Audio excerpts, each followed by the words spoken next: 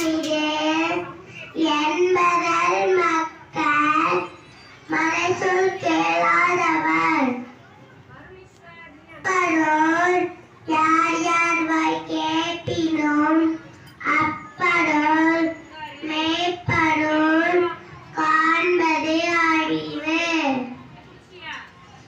செய்யாமல் செய்த உழவிற்கு வயதமோ வானகமோ ஆற்றல் அரிது.